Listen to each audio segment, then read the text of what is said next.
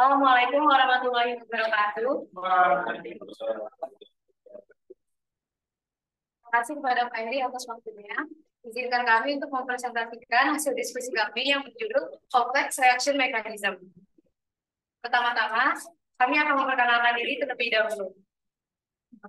Halo semuanya, perkenalkan nama aku Ida Safira Karima dengan NIM 121220125. Perkenalkan, aku Novan Sadiasa dengan NIM 121220043. Perkenalkan, nama saya Arya Pradana Dharma Putra dengan NIM 121221. Untuk materi hari ini ada 10 subbab. Yang pertama dari Reaction Mechanism and Red Laws, the pre-equilibrium approximation, the Lindemann mechanism, catalysis, radical chain reaction, radical chain polymerization, explosion, feedback, non-linearity, and oscillating reactions, photochemistry, dan yang terakhir electron transfer. Nah, sebelum masuk materi, kita ice breaking dulu ya. Jadi aku ada 3 soal riddle. Nah, ini riddle yang pertama, aku bacain. 2 perempuan makan malam bersama. Mereka memesan teh, satu perempuan meminum 5 teh sangat cepat dalam satu waktu, dan dalam waktu yang sama, perempuan satunya hanya menghabiskan 1 es teh. Perempuan yang minum 1 gelas es teh meninggal, sementara yang satunya selamat. Semua minuman rupanya telah teracuni. Bagaimana perempuan yang minum banyak selamat, sementara yang minum 1 itu meninggal? Ada di teks, kalau diperhatiin baik-baik.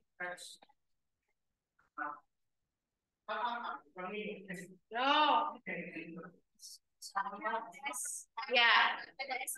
Apa? Ya, benar. Sini.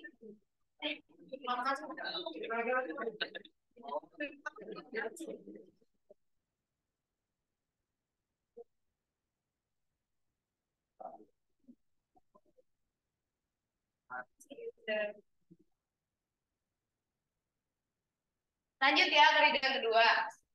Ada seorang ahli kimia. Ini senyawa kimia nih, harusnya teman-teman bisa semua. Ada seorang ahli kimia yang dibunuh di labnya sendiri. Bukti yang ia tinggalkan hanya selembar kertas yang tertulis nama-nama zat kimia. Zat itu adalah nikel, karbon, oksigen, tantalum, dan sulfur. Polisi menemukan jika pelaku pembunuhan ahli kimia hari ini ada 4 orang, yaitu sesama ilmuwan Claire, Nicholas, istrinya, dan temannya Mark. Lalu polisi pun langsung menangkap pelakunya. Bagaimana polisi tahu pelakunya di antara 4?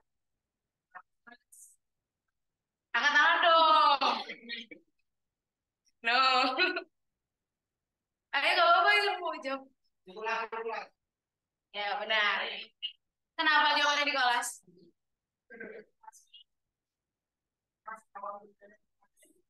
Ya betul. Masih bahasa basi.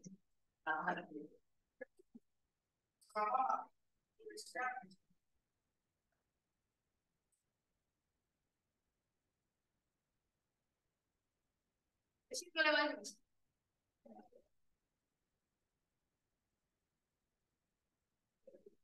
Makasih ya. Dan lanjut. Iya. Ini ada soal riddle yang terakhir. Ada sebuah surat kematian yang ditemukan dan bisa menunjukkan identitas pelaku. I am a 6-letter word. Kodenya 333-777-444-33663. Pelaku yang dicurigai yang pertama ada Tony, teman korban. Yang kedua ada Siska, guru korban. Yang ketiga Rudolf, satpam, dan yang terakhir Michelle, pacar korban. Setelah membaca surat tersebut, Holmes langsung menangkap sang pelaku. Kira-kira siapa pelakunya?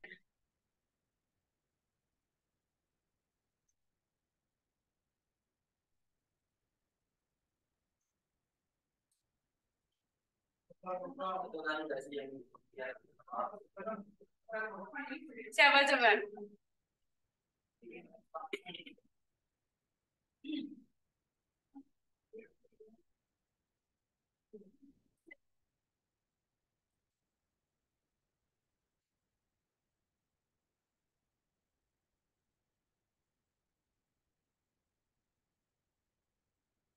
Oh.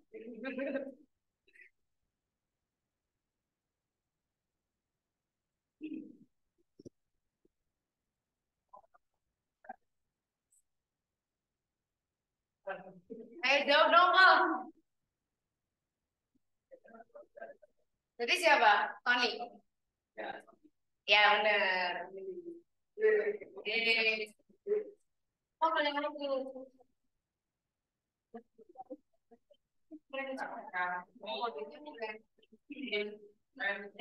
Terima kasih. Nah, sekarang masuk materi ya.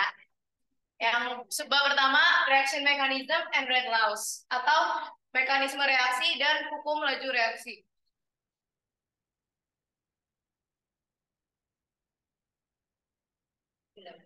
Mekanisme reaksi atau jalur reaksi adalah proses atau jalur di mana reaksi terjadi.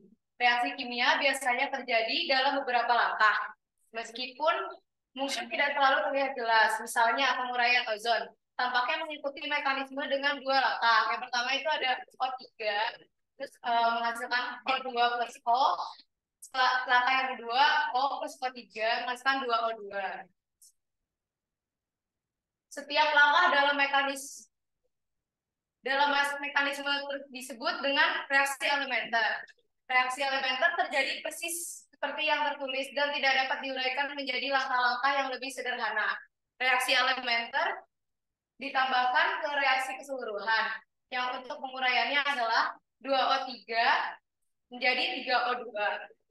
Perhatikan bahwa atom oksigen yang dihasilkan pada langkah pertama, mekanisme ini dikonsumsi pada langkah kedua, dan oleh karena itu tidak muncul sebagai produk dalam keseluruhan reaksi. Zat yang diproduksi dalam satu langkah dan dikonsumsi dalam langkah berikutnya disebut zat antara. Red law atau hukum laju reaksi. Laju reaksi seringkali ditemukan sebanding dengan konsentrasi reaktan yang dipangkatkan. Sebagai contoh, laju reaksi sebanding dengan konsentrasi molar dan dua reaktan A dan B. Sehingga dituliskan V sama dengan konsentrasi A kali konsentrasi B. Dengan setiap konsentrasi dipangkatkan dengan pangkat pertama.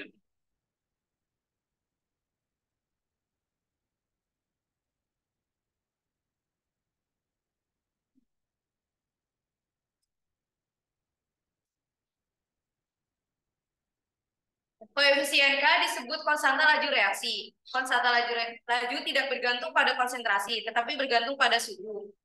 Persamaannya ditentukan secara eksperimental semacam ini disebut hukum laju reaksi. Secara lebih formal, hukum laju adalah persamaan yang menyatakan laju reaksi sebagai fungsi dari konsentrasi semua senyawa yang telah ditentukan sebelumnya dalam persamaan kimia keseluruhan untuk reaksi pada suatu waktu. Digambarkan dengan rumus V sama dengan F kali konsentrasi A kali konsentrasi B, dan seterusnya. Hukum laju reaksi ditentukan secara eksperimental dan secara umum tidak dapat disimpulkan dari persamaan kimia untuk reaksi tersebut. Contoh, reaksi hidrogen dan bromin memiliki stoikiometri yang sangat sederhana, yaitu H2 plus Br2 menghasilkan 2HBr. Tetapi, hukum laju reaksinya rumit, yaitu digambarkan dengan rumus V sama dengan K kali konsentrasi H2 dikali konsentrasi Br2 pangkat 3/2 per konsentrasi Br2 plus K aksen kali konsentrasi HBr. Dalam kasus tertentu, hukum laju memang mencerminkan stoikiometri reaksi, tapi hal tersebut merupakan suatu kebetulan dari mekanisme reaksi yang mendasarinya.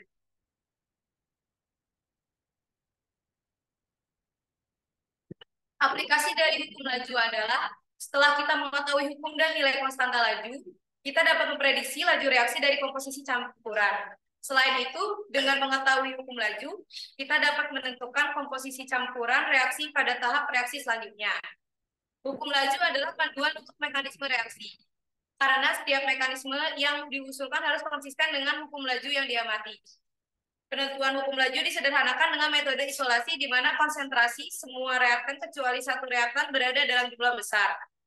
Jika B berada dalam jumlah besar, misalnya, maka perkiraan yang baik adalah konsentrasinya konstan selama reaksi berlangsung.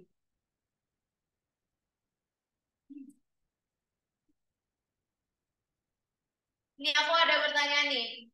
Tadi ada di dua slide sebelum ini aku ada sebutin satu reaksi. Reaksi yang memiliki stoikiometri sederhana, tapi hukum laju reaksinya rumit. Yang pertama antara empat ini yang mana? Yang pertama hidrogen dengan oksigen, yang kedua hidrogen dengan bromin, yang ketiga oksigen dengan bromin, dan yang terakhir oksigen dengan nitrogen. Kira-kira yang mana?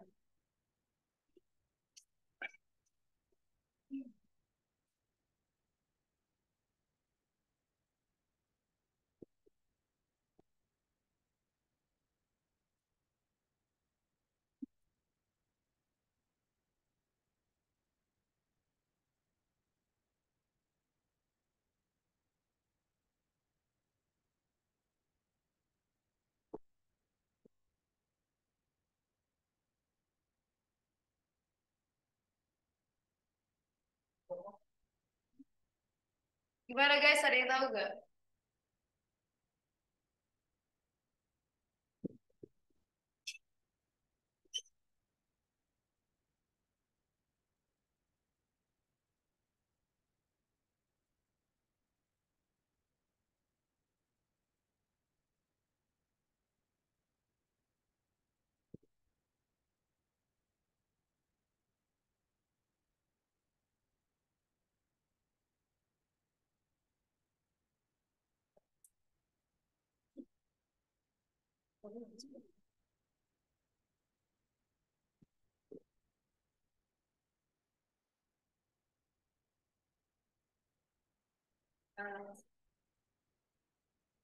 Jadi reaksi yang memiliki stoikiometri sederhana tetapi hukum laju reaksi Herwi itu hidrogen sama bromin. Yang tadi aku bacain reaksinya, HBr.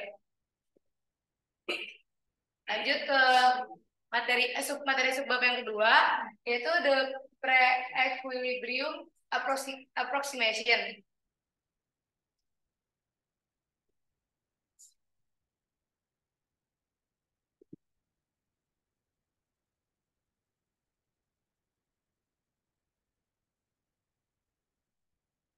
Dalam banyak kasus reaksi berurutan, reaksi pertama perlu diperlakukan sebagai proses kesetimbangan atau prakesetimbangan. Oleh karena itu, dipertimbangkan kasus di mana zat antara I dibentuk oleh reaksi A dan B dalam reaksi kesetimbangan. Dan reaksi terhadap produk P berlangsung jauh lebih lambat daripada reaksi kebalikannya. Dalam kesetimbangan A plus B dengan reaksi menghasilkan I, lalu produknya adalah P. Diasumsikan pembentukan produk sebagai langkah yang menentukan laju. Konstanta laju untuk reaksi kedua memiliki nilai yang jauh lebih kecil daripada konstanta laju untuk reaksi sebaliknya. Dari kesetimbangan, K-1 lebih besar daripada K2. Nah, ini benar-benar slide yang tadi banget. Properti apa yang terdapat di slide sebelumnya pada bagian kanan bawah? Yang A, B, C, atau D?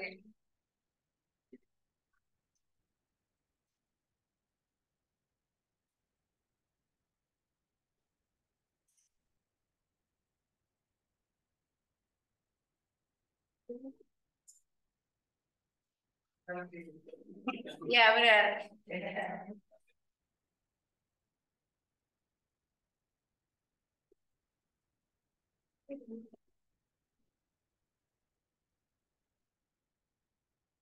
Fauzan boleh maju. Fauzan kan dia.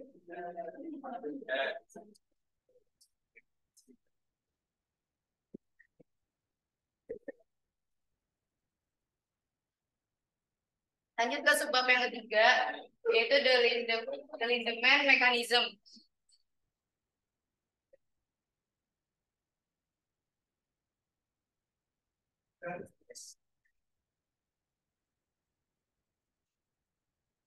Mekanisme Lindemann untuk reaksi unimolekuler memberikan contoh yang bagus tentang hubungan antara kinetika dan mekanisme reaksi yang mendasarinya.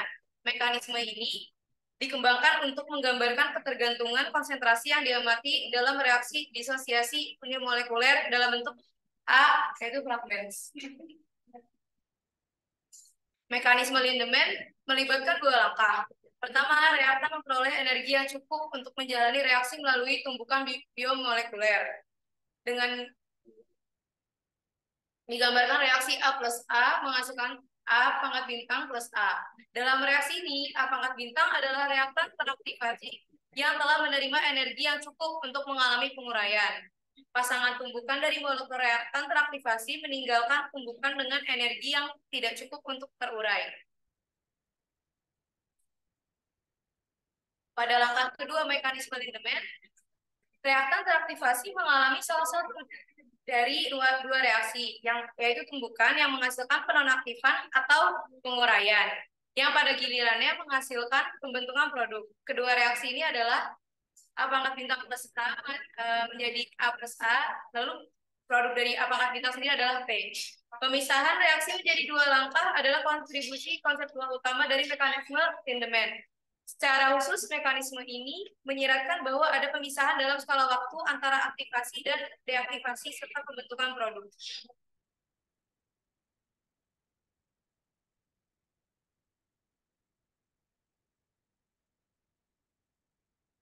Oke, teman-teman yang lagi garap chapter semuanya. Nah, ini sini aku masuk ke bagian aku ya, tapi di awal kita akan masuk ke tebak gambar terlebih dahulu. Silakan satu orang yang bisa jawab, saya akan dapat hadiah.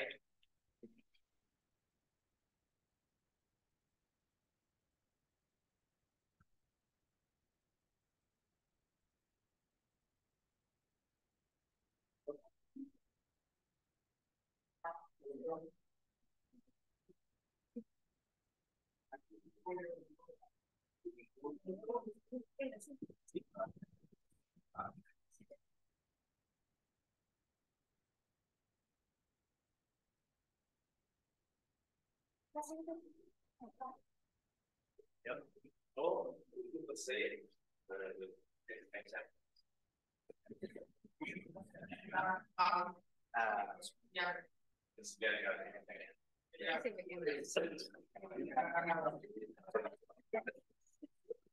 Majid maju.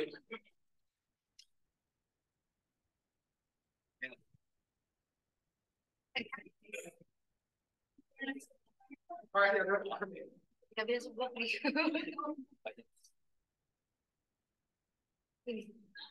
Oke, tebak gambar kedua. Silakan yang bisa duluan acungkan tangan terlebih dahulu.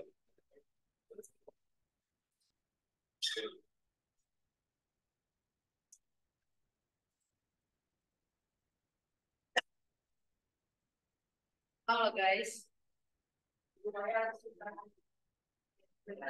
Acung. Oke, maju lagi guys.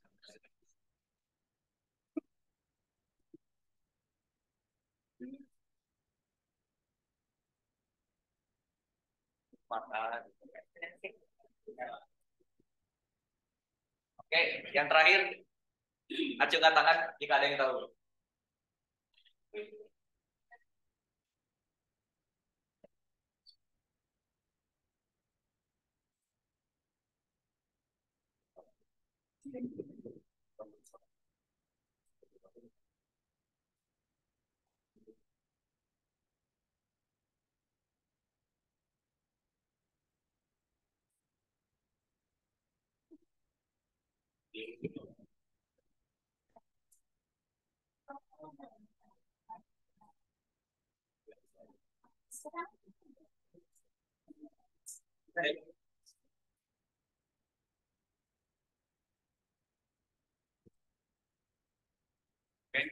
Oke, ada yang tahu?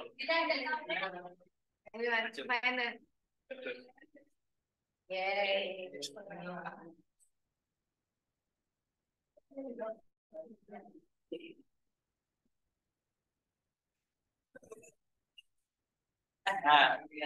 Nah, tadi teman-teman udah memperhatikan gimana tebak gambarnya. Nah, sekarang teman-teman waktunya memperhatikan materi yang harusnya ya teman-teman tuh ngerasa ini materi yang umum. Soalnya kan dari SMP atau malah dari SMA lah, katalis itu kan udah apa ya udah sering didengar kan. Nah, mungkin di sini aku akan menjelaskan tentang bagaimana itu cara katalis bekerja, bagaimana juga jenis-jenis katalis dan kenapa sih katalis itu bisa mempercepat reaksi seperti yang kita udah ketahui.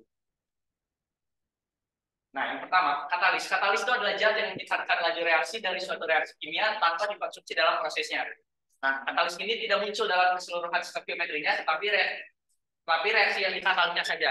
Nah, jika reaksi itu dielementerkan atau dijelaskan secara tahap per tahap, katalis itu masuk dalam prosesnya, tapi dia itu tidak keluar sebagai produk yang bersatu, tapi dia produk yang bisa dipisahkan.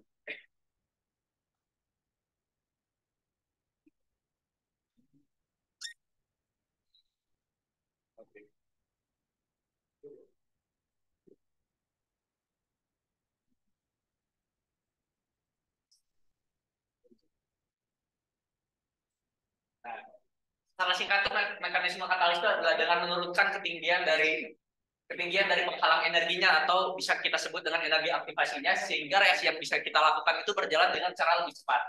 Nah, di sini aku ada dua macam mekanisme dari kerja katalis. Nah, mungkin dari yang kanan dulu yang sebelah sana. Jadi katalis itu dia tuh memberikan suatu pathway atau suatu jalan baru untuk dari reaktan menjadi pelanggan. Nah, misalkan dia tuh awalnya tuh hanya bergerak secara lurus, tapi dia menggunakan katalis, dia tuh memberikan suatu jalan baru agar dia mencapai ke titik produknya. Nah, jadi katalis itu dibuat suatu grafik, katalis itu akan menjadikan grafik ini. Garis yang hijau itu adalah garis yang dimana suatu reaksi tidak diberikan oleh katalis. Jadi energi aktivasinya itu terlalu tinggi. Saat energi aktivasi terlalu tinggi, maka reaksi yang akan terjadi itu cenderung lebih sulit dibandingkan jika energi aktivasinya sangat rendah. Jika energi aktivasinya sangat rendah, maka reaksi yang dilakukan itu akan berjalan secara lebih cepat. Tapi penggunaan katalis itu hanya menurunkan energi aktivasinya, tapi dia tidak menurunkan energi yang dibutuhkan untuk reaktor menjadi produk. Nah, cara katalis untuk mempercepat reaksi itu ada dua macam, yaitu yang pertama dia itu memberi permukaan atau orientasi yang meningkatkan kemungkinan reaktan akan menyerap tempat yang tepat pada reaktan lain untuk memutuskan atau untuk membentuk ikatan. Kemudian yang kedua, dia menawarkan mekanisme yang berbeda atau rantai rangka untuk reaksi yang dilalui dengan energi aktivasi yang lebih rendah. Nah, seperti yang aku tadi sudah bilang kan, kalau reaksi di katalis itu jika reaksi itu dibentuk sebagai reaksi elementer atau reaksi yang bertahap, katalis itu masuk dalam reaksinya, tapi dia itu tidak bersatu bersama produk, dia itu berpisah bersama produk. Seperti itu ada reaksi S ditambah C, secara reversibel dia itu akan membentuk SC terlebih dahulu, kemudian SC itu akan membentuk P dan juga C, di mana S itu sebagai substrat atau reaktan, dan juga C adalah sebagai katalis dan P sebagai produk. Nah, jadi itu katalis itu dia tuh hanya dalam satu tahap. Kemudian di tahap terakhir, katalis itu akan berpisah dengan produknya sehingga katalis itu tidak dimasukkan dalam prosesnya jika dilakukan secara singkat. Nah, secara diferensial, penggunaan katalis itu dari reaksi yang bawah itu kan bisa dibentuk persamaan diferensial di mana dP per dT sama dengan H2 per SC. Tapi kita kan sudah tahu kan kalau SC di kiri itu hanya sebagai zat perantara. Di mana kalau zat perantara itu dia kan zat yang tidak menjadi produk di akhirnya. Nah, karena dia tidak menjadi produk yang di akhirnya, SC itu dapat dibentuk persamaan diferensial yang lebih lanjut. Di mana DSC per DT itu dapat dibentuk sebagai K1SC min 1 zat perantaranya dikurangi H2 zat perantaranya sebagai 0. Nah, kemudian jika kita pindah luaskan, SC itu akan sama dengan persamaan yang terdapat pada gambar kanan itu. Nah, kemudian untuk mempersingkat dan untuk membentuk suatu koefisien konstanta, maka Km itu dibentuk sebagai K-1 plus K2 per K1, sehingga hasil akhir dari persamaan diferensial reaksi yang menggunakan katalis itu sebagai dP per dt sama dengan kedua SC per Km. Km itu adalah konstanta komposit.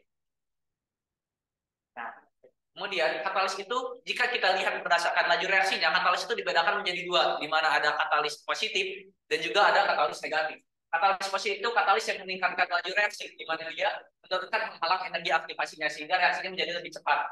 Contoh terbaiknya itu adalah katalis positif, yaitu produksi NH3 menggunakan proses Haber. Kemudian ada jenis katalis kedua yang berdasarkan perubahan laju reaksinya, yaitu adalah negatif katalis atau katalis negatif, di mana katalis ini memperlambat laju reaksinya dengan meningkatkan energi aktivasinya malah. Nah, contoh terbaiknya adalah penguraian hidrogen peroksida menjadi air dan oksigen yang terhambat menggunakan asetanidil. Nah, jika tadi kita membahas katalis berdasarkan dengan apakah dia bisa mempercepat atau memperlambat reaksi, kemudian katalis juga dibagi menjadi dua berdasarkan kesamaan dengan fase dengan reaktannya. Di mana katalis dibagi dua itu menjadi yang pertama adalah katalis homogen. Di mana katalis homogen seperti yang kita tahu, homo itu artinya sama. Dan kemudian yang kedua adalah heterogen. Heterogen itu berarti beda. Jadi bisa disimpulkan katalis homogen adalah katalis yang berada dalam fase yang sama dengan reaktannya. Contoh reaksinya itu adalah katalis homogen seperti hidrogen peroksida oleh iodida dan juga reaksi apapun oleh enzim biologis. Di sini iodida dan enzim itu akan kita lakukan hanya reaktan. Nah, kemudian untuk contoh dari katalis yang berbentuk heterogen atau katalis yang dia memiliki fase yang berbeda dengan reaktan tuh. Ada kesalahan dalam PPT-nya, di mana contoh dari proses tersebut seperti hidrogenasi olefin dengan katalis palladium, platinum ataupun nikel. Nah, pada katalis heterogen umumnya itu terdapat 4 langkah dari di mana salah satunya itu biasanya terjadi. Yang pertama itu adalah adsorpsi reaktan ke permukaan katalis. Kemudian yang kedua adalah aktivasi reaktan yang teradsorpsi, yang ketiga reaksi reaktan yang teradsorpsi, dan juga yang keempat difusi produk dari permukaan ke dalam fase gas ataupun cairan, di mana itu disebut desorpsi.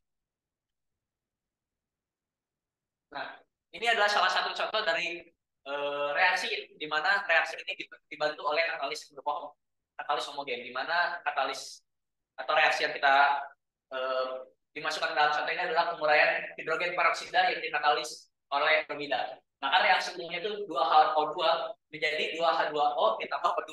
Tetapi jika kita dibentuk secara elementer, secara bertahap, reaksi itu dilakukan dengan cara prakesetimbangan, di mana reaksi itu dari pertama H3O plus ditambah H2O2, secara reversible dia itu akan membentuk air. Nah, di sini kan kita bisa membentuk konstanta, di mana seperti yang kita ketahui dapat dibentuk konstanta seperti materi-materi sebelumnya adalah H3O2 plus per H2O2 H3O plus. Kenapa di sini H2O tidak dimasukkan? Karena H2O itu kita anggap sebagai koefisien yang setimbang atau koefisiennya sama dengan 1. Nah, kemudian elemen selanjutnya itu H3O2 plus ditambah Br. Br sebagai katalis di sini. Nah, katalis Br ini akan membentuk suatu reaksi reversible di mana membentuk HOBr dan juga H2O. Kemudian kita bisa masukkan untuk rumus lanjut reaksinya di mana dibentuk V sama dengan K H3O2 plus dan Br-nya. Nah, kemudian elemen terakhir di mana dia akan membentuk jadi produk HOBr itu ditambah H2O2 akan membentuk H3O plus O2 dan juga Br-nya. Nah, di sini bisa dibentuk persamaan diferensialnya jadi D oksigen per dt sama dengan koefisien H2O2 H3O plus dan Br-nya. Nah, kemudian ini ada contoh dari katalis heterogen, di mana dia katalis heterogen ini memberi suatu permukaan, di mana permukaan ini dia bisa membantu terjadinya reaksi katalis. Nah, di sini tuh kita contohkan katalis yang akan saya contohkan, yaitu reaksi C2H4 plus H2 itu menjadi C2H6, di mana reaksi ini dibantu oleh katalis jenis nikel. Nah, di situ kan ada 4 tahap, di mana ada tahap A, B, C, dan juga D. Nah, tahap A itu terjadi adsorpsi H2, di mana H2 itu teradsorpsi oleh nikel dan juga ikatan HH-nya itu putus. Nah, saat ikatan HH itu putus, akan terjadi ikatan di mana nikel berikatan hidrogen, akan membentuk ikatan NiH.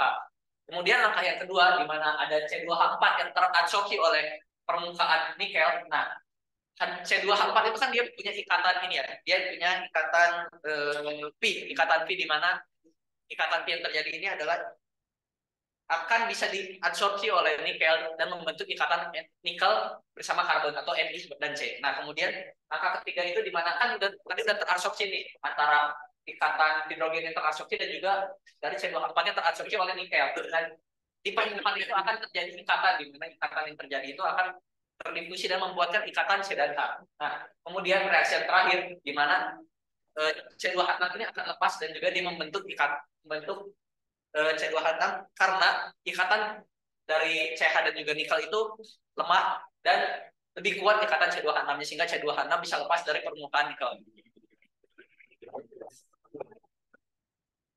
Kemudian selanjutnya setelah tadi menjelaskan katalis, di mana katalis itu kan yang umum digunakan ya. Nah, kemudian selanjutnya itu adalah materi tentang enzim, di mana enzim ini kan berupa katalis biologis ya. Nah, enzim ini adalah katalis biologis dan berupa protein yang fungsional. Enzim ini diperlukan untuk mendukung kehidupan dan seringkali terdiri dari beberapa subunit. Dalam organisme hidup, enzim dapat meningkatkan proses kimiawi. Enzim ini di sisi lain juga tidak dihancurkan dalam prosesnya. Sebaliknya, tujuan utama dari adanya enzim itu adalah memfasilitasi pengikatan substrat sehingga reaksi reguler itu dapat terjadi secara lebih cepat. Nah, secara umum tuh ada 2 jenis model pengikatan substrat terhadap situs aktif enzimnya. Yang pertama itu adalah model lock and key atau kunci dan gembok, dan juga ada model induced feed. Nah, seperti di gambar itu sebenarnya maupun itu model lock and key ataupun model induced feed, yaitu memiliki tahap akhir yang sama, di mana substrat itu akan terikat terhadap situs enzimnya. Tapi perbedaannya di sini adalah tahapnya, di mana substrat itu kan kalau model lock and key itu substratnya itu sudah berbentuk yang sesuai dengan situs aktif enzimnya. Tapi pada model induced bin, substrat itu kan tidak sesuai dengan bentuk situs aktif enzimnya. Tapi di sini situs aktif enzimnya itu dapat menyesuaikan bentuknya sehingga substrat yang masuk itu dapat terikat secara sempurna pada situs aktif enzimnya. Nah, enzim ini kan kalau berbicara tentang enzim ini umumnya itu selalu ada namanya proses Michaelis-Menten. Nah, di mana adalah sebuah reaksi multi langkah yang terkenal yang mirip dengan mekanisme Lindemann yang tadi telah dijelaskan oleh presenter sebelumnya, yang sangat penting untuk proses enzim biologis. Di sini nih enzim itu bertindak kan sebagai katalis. Dan kompleks enzim substrat yang digabungkan adalah produk akhir dari tabrakan bimolekuler yang memulai proses. Tanpa mengubah substrat kompleks aktif ini, kita dapat menghasilkan produk atau produk yang dapat dipisahkan dan melepaskan enzim bebas dalam kedua situasi tersebut sehingga dapat bereaksi untuk sekali lagi. Proses ini dapat dinyatakan sebagai E ditambah S akan membentuk ES atau di mana itu terjadi pengikatan enzim bersama substratnya. Setelah enzim dan substratnya itu bergabung, dia itu akan membentuk produk dan juga enzim ini dapat terpisahkan. Nah, kita akan kasih satu contoh tentang laju reaksi enzim, di mana adanya laju respon enzimatik melalui proses Michaelis-Menten yang tadi sudah dijelaskan, di mana Werner Michaelis dan Menten ini menciptakan instrumen di atas dan menentukan ekspresi untuk laju respon enzimatik yang dikenal sebagai kondisi Michaelis-Menten.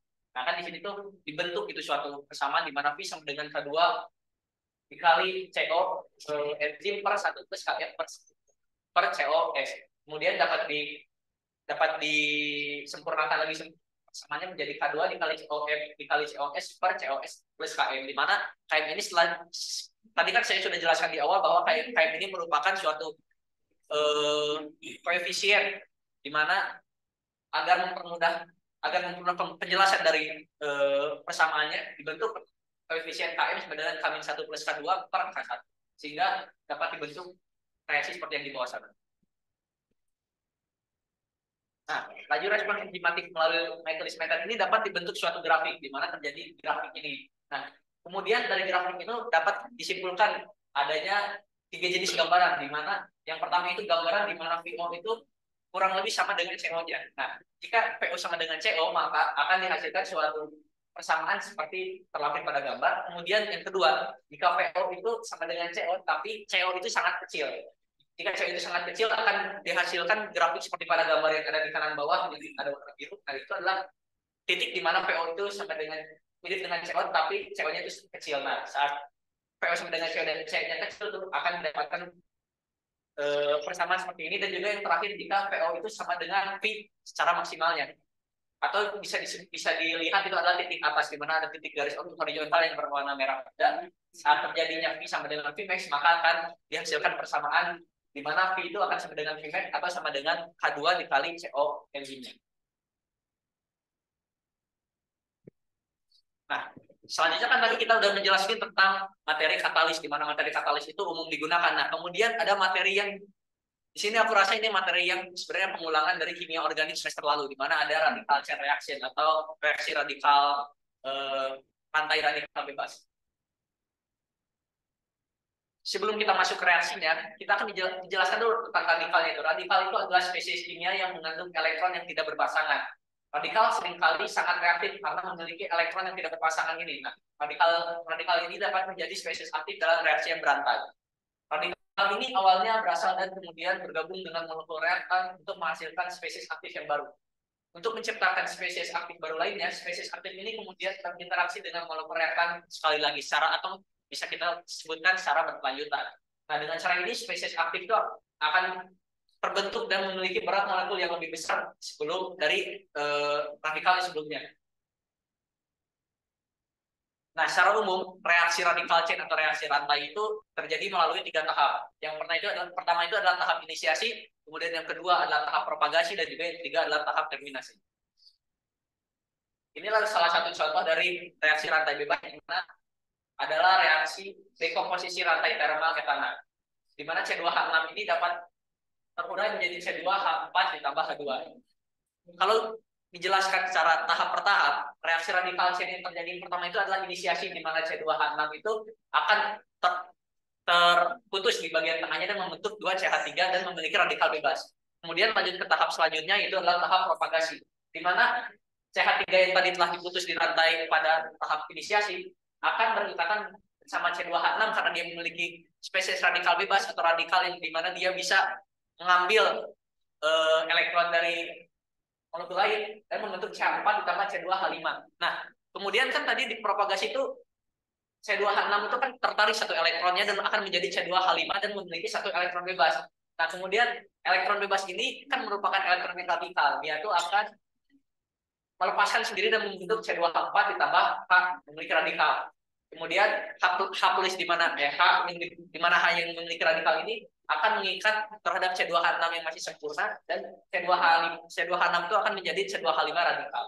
Kemudian tahap terakhirnya itu adalah tahap terminasi di mana kan tadi itu masih ada C2H5 yang memiliki radikal bebas dan juga ada juga atom H yang memiliki radikal bebas. Nah, terminasi ini adalah tahap terakhir di mana tahap radikal dan juga radikal itu bersatu sehingga tidak adanya lagi tahap radikal rantai yang selanjutnya dan membentuk C2H6. Kemudian selanjutnya setelah tadi dijelaskan tentang radikal chain, kemudian selanjutnya ini adalah radikal chain atau reaksi rantai berantai itu secara polimerisasi.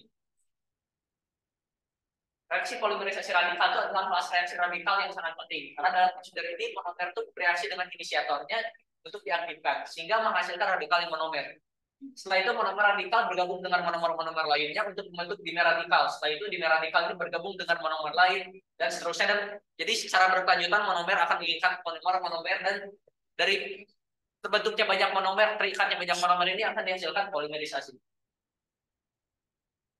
Nah, kurang lebih ini adalah reaksi yang akan menghasilkan polipropena. Nah, ini kan adalah salah satu contoh yang dikutip dari suatu buku, di mana awalnya itu kan dia bentuk ROOR. Nah, kemudian akan diputuskan di tengahnya akan membentuk dua RO yang memiliki satu radikal bebas. Nah, RO ini akan menggunakan HBr yang merupakan katalis akan menarik atomnya dan kemudian BR-nya itu akan lepas. Di tahap propagasi kemudian akan terjadi ikatan di mana BR ini akan mengikat suatu elektron yang dia memiliki ion positif di dalamnya. Kemudian secara berkelanjutan dan di tahap terminasi itu antara radikal dengan juga radikal akan bentuk suatu ikatan di mana sudah tidak ada yang terjadi radikal atau di sini tahap bisa disebutkan sebagai tahap terakhir. Nah, setelah tadi penjelasan yang secara singkat, di sini aku juga akan memberikan review atau kan teman-teman nih ada nggak satu atau malah 3 orang nih bisa jawab nggak tentang soal yang ada di PPT ini? Ini soal gampang kok. Silakan. Ada yang ingin mengajukan tangan?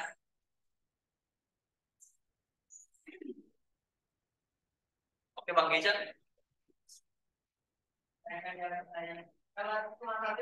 Boleh.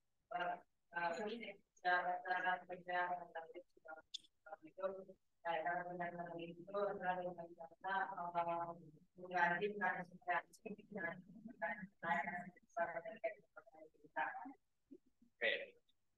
Oke, terima kasih Geja bisa maju untuk mengambil hadiahnya. Nah, bagus tadi kata Geja benar di mana katalis ini dia membentuk suatu jalan baru untuk reaktan itu menjadi produknya di mana di sini dibentuk menggunakan energi aktivasi yang lebih rendah. Saat terjadinya energi aktivasi yang lebih rendah, maka reaksi yang dilakukan itu akan berjalan selalu lebih cepat sehingga katalis itu bisa disimpulkan sebagai suatu zat yang bisa mempercepat laju reaksi. Nah, kemudian teman-teman ada yang mau menjelaskan tentang nomor 2? Itu gampang juga. 2 model enzim yang saya telah jelaskan tadi.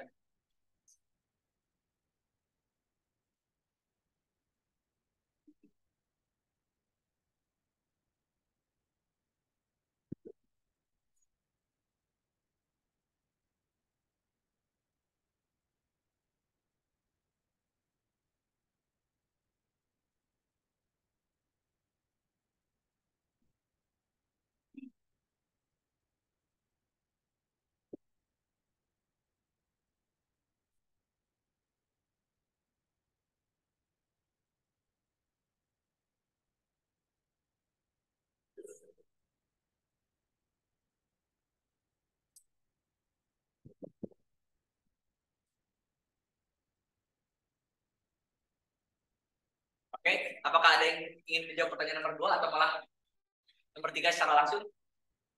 Bisa mengajukan tangannya.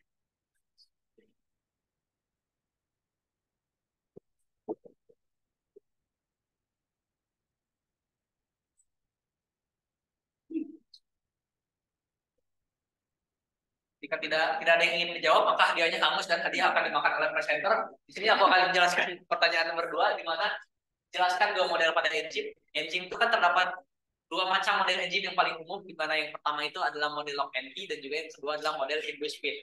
Perbedaannya di sini adalah kalau di model lock and key, substrat dan situs aktif engine itu sudah ibaratnya sifat tumbuk itu udah sesuai. Nah, kemudian jika dalam model kedua, model induced speed, bentuk situs aktif dan bentuk engine substrat itu cukup berbeda, tapi di sini situs aktif engine-nya dapat menyesuaikan bentuknya sehingga substrat yang masuk itu dapat diikat oleh situs aktif engine-nya. Oke, silakan. Jadi kan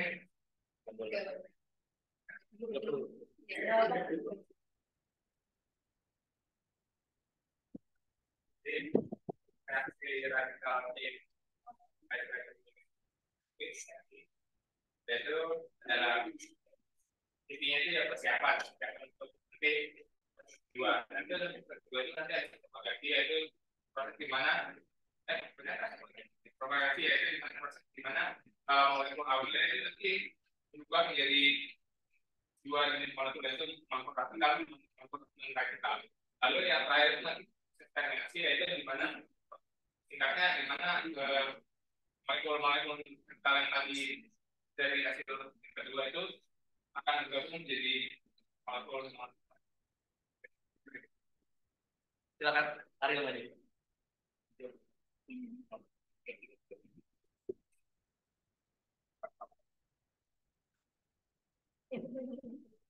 Oke, tadi jawaban nomor 2 aku kasih ke Ariel aja sekalian karena kita semua udah makan. Nah, benar tadi dijelasin oleh Ariel, di mana ada 3 tahap, di mana tahap yang pertama adalah inisiasi, kemudian yang kedua adalah propagasi, dan juga ketiga adalah terminasi. Di mana tahap inisiasi ini adalah tahap di mana akan terjadinya pembentukan molekul radikal dari molekul non radikal. Di sini itu adalah terputusnya ikatan antar molekul sehingga molekul itu akan terjadi radikal dan juga radikal. Kemudian pada tahap yang kedua adalah tahap propagasi. Di sini itu kan sudah terbentuk adalah ada molekul radikal. Nah, molekul radikal ini akan menarik elektron-elektron dari molekul non radikal sehingga akan terjadi proses secara berkelanjutan. Kemudian yang ketiga adalah terminasi, di mana molekul radikal akan meningkat molekul radikal ini sehingga akan menciptakan molekul yang non radikal.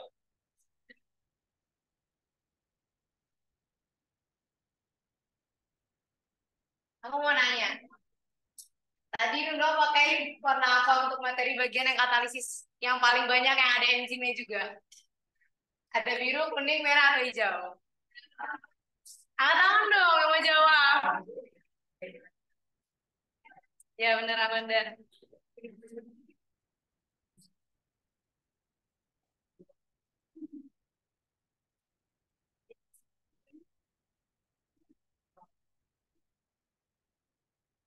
Jadi ini lanjut ke subbab yang ketujuh yaitu explosion atau ledakan.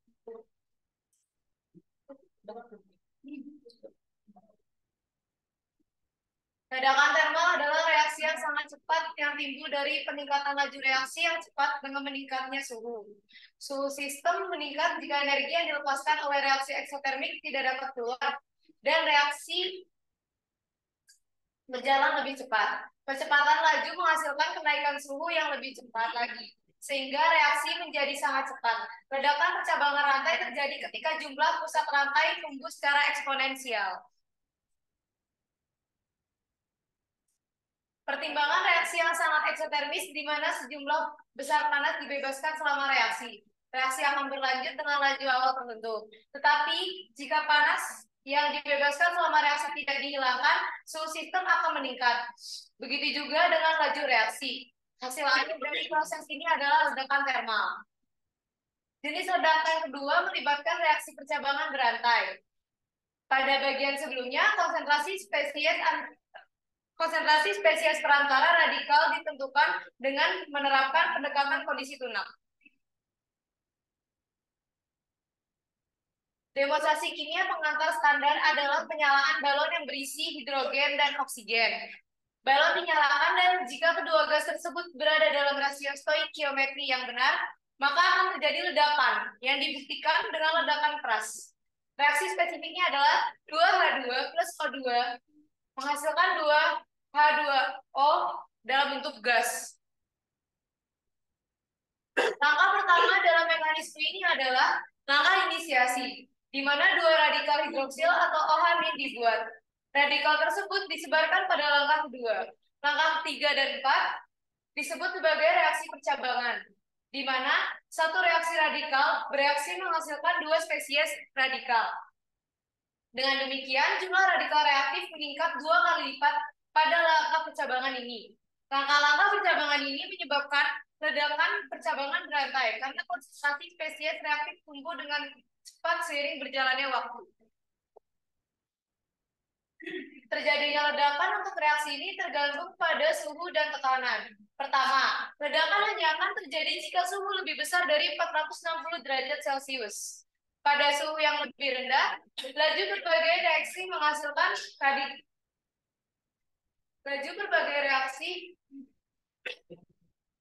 penghasil radikal tidak cukup untuk mendukung percabangan rantai yang berarti. Selain suhu, tekanan juga harus cukup tinggi untuk mendukung percabangan rantai. Jika tekanan rendah, radikal yang diproduksi dapat berdifusi ke dinding bejana tempat radikal tersebut dihancurkan. Dalam kondisi ini, tingkat produksi dan keseluruhan radikal seimbang sehingga percabangan tidak lazim dan ledakan tidak terjadi. Ketika tekanan ditingkatkan, rezim ledakan pertama tercapai di mana radikal dapat berpartisipasi dalam reaksi percabangan sebelum mencapai dinding wadah. Peningkatan tekanan lebih lanjut menghasilkan reaksi yang kembali ke rezim terkendali di mana tekanan begitu besar sehingga reaksi radikal-radikal mengurangi jumlah spesies reaktif yang ada. Reaksi akhir dalam mekanisme yang sedang dibahas adalah suatu reaksi semacam itu.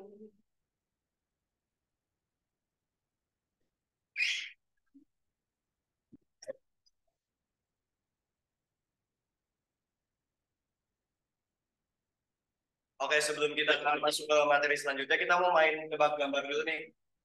Kira-kira ada yang bisa nebak nggak ini hewan apa? Yang bisa jawab angkat tangan ya.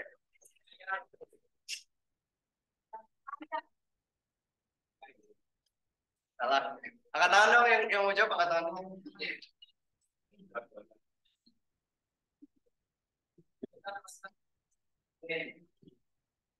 Salah.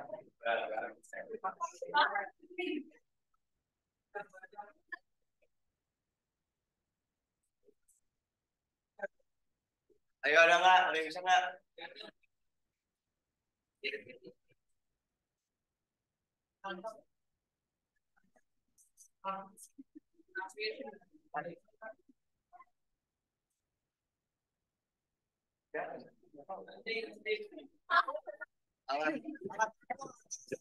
Bingung soalnya kalau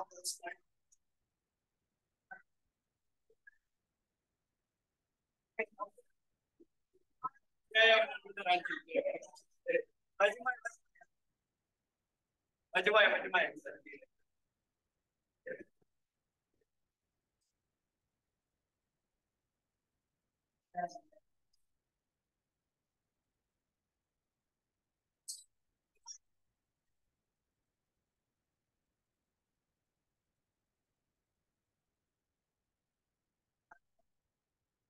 Oke, yang kedua kali ini. Kira-kira ini modalnya bisa tebak nggak?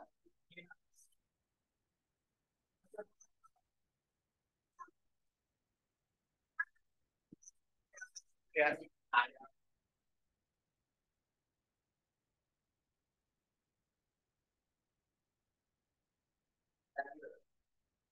Salah, salah.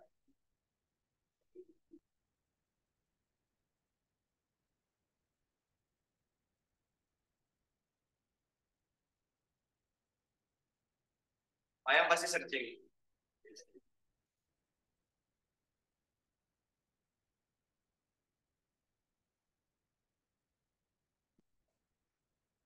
Ayo dong, tebak dong.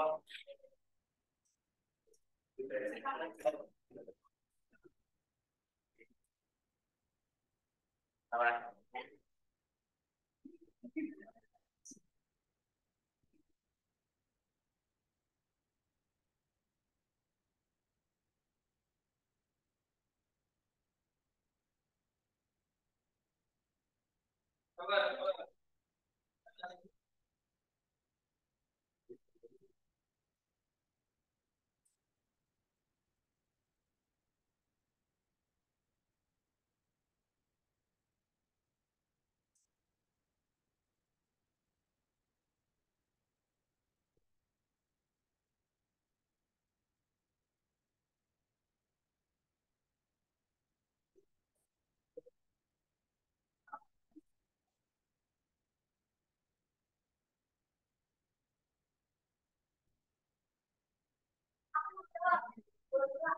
Salah.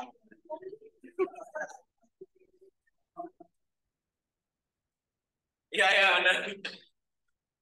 Benar, tadi maju, maju. Benar. Mantap.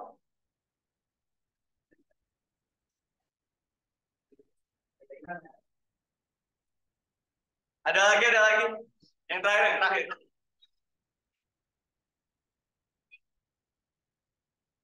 Itu. Iya, benar. Maju, Des, maju, Des.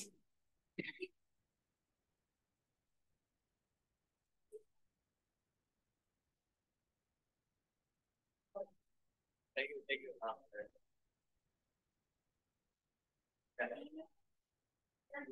Oke, materi selanjutnya adalah feedback, non-linearity, dan oscillating reaction.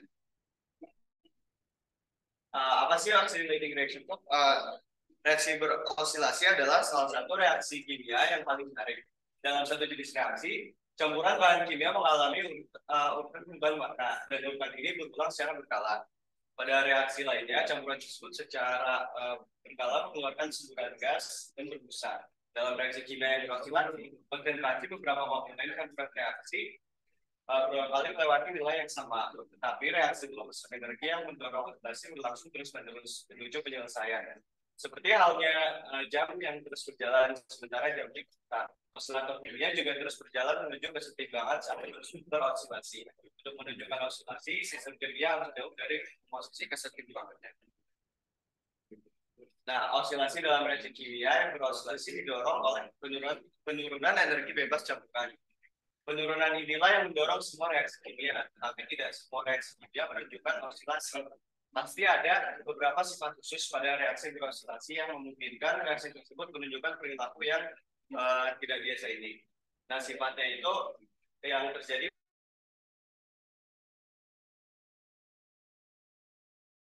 reaksinya. Jalur yang dilalui oleh suatu reaksi menentukan bagaimana konsentrasi komponen-komponennya berubah seiring dengan berlangsungnya reaksi. Semakin kompleks jalur reaksi, semakin kompleks pula komponen-komponennya. Selanjutnya adalah Briggs-Rauscher reaction.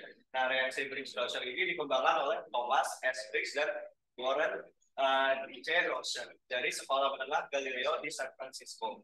Reaksi Briggs-Rauscher atau yang bisa disingkat dengan BR, reaksi BR adalah gabungan dari dua reaksi kimia berosilasi lainnya, yaitu reaksi Breit-Liebowski atau BL dan reaksi Belousov-Zhabotinsky atau BL.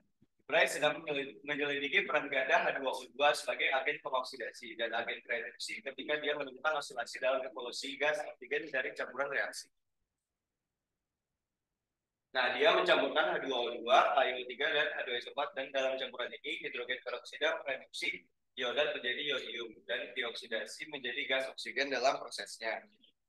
Seperti pada reaksi pada persamaan yang pertama, yaitu 5H2O menjadi H2O2 menjadi IO3B tambah H+ menjadi I2 ditambah O2 tambah H2O. Kemudian hidrogen peroksida juga mengoksidasi iodium menjadi iodat, yaitu reaksinya H2O2 ditambah I2 menjadi 2IO3 ditambah 2H+ tambah 4H2O.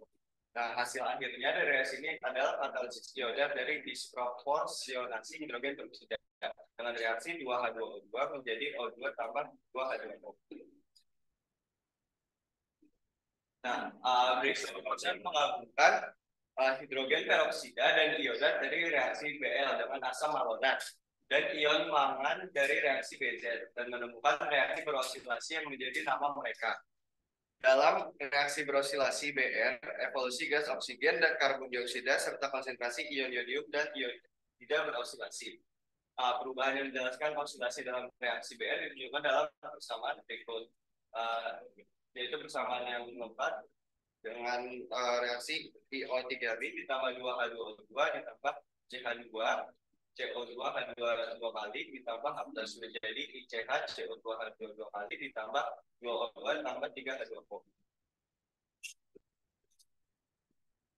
Kemudian dilanjutkan ke persamaan selanjutnya yaitu IO3 ditambah 2H2O2 tambah H+ menjadi HOI ditambah 2O2 tambah 2H2O. Kemudian yang terakhir adalah HOI tambah CH2 CO2H2 CO2H dua kali menjadi ICH CO2H dua kali tambah H2O. Nah, masing-masing proses pada persamaan 5 dan 6 menghasilkan kondisi yang menguntungkan bagi proses lainnya, dan oleh karena itu reaksi berosilasi di antara kedua proses ini. Nah, ada pertanyaan nih. Ada berapa banyak total persamaan reaksi dalam reaksi BR yang tadi baru saja dijelaskan? Yang bisa jawab angkat tangannya.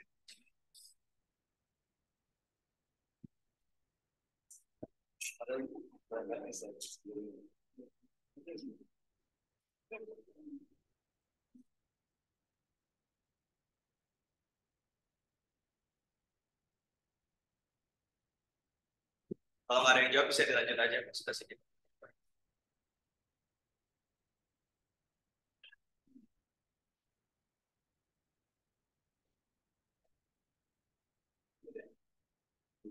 Karena nggak ada yang bisa jawab, jadi dilanjut aja ya presentasinya. Oke, selanjutnya yaitu fotochemistry. Nah, apa itu fotochemistry? Fotokimia adalah subbidang kimia yang berkaitan dengan efek cahaya pada materi. Proses fotokimia melibatkan inisiasi reaksi kimia melalui penyerapan foton oleh atom atau molekul. Dalam reaksi ini, foton dapat dianggap sebagai reaktan dan inisiasi reaksi terjadi ketika foton diserap. Reaksi fotokimia penting dalam berbagai bidang. Fotosintesis melibatkan konversi energi cahaya menjadi energi kimia oleh tanaman dan bakteri. Akhirnya banyak reaksi fotokimia terjadi di atmosfer, misalnya produksi dan penguraian ozon, yang sangat penting bagi kehidupan di sini. Seperti yang diilustrasikan oleh contoh-contoh ini, reaksi fotokimia adalah bidang kimia yang sangat penting. Absorpsi cahaya. Apabila cahaya dilewatkan melalui suatu medium, sebagian cahaya akan diserap. Bagian cahaya yang diserap inilah yang menyebabkan reaksi fotokimia. Bila seberkas cahaya monokromatik melewati ketebalan dx medium, intensitas radiasi berkurang dari I menjadi I min D. Nah, intensitas radiasi dapat diberikan sebagai ada reaksi.